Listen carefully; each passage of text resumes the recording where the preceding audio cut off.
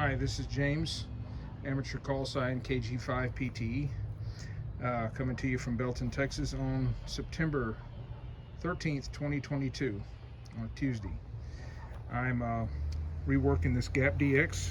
Got some new jumper wires to put on. This is the longer standoff right here, and it has the 8-inch wire. And these other three are 5-inch wires. They connect there, see right there, and there. The manual does not show a really good picture of how this all comes together. They tell you to read the book, read the manual, put it together according to the manual. Well, reading the text does not give me enough information. Attention to detail. I need to know if this is set up right before I put it up in the air.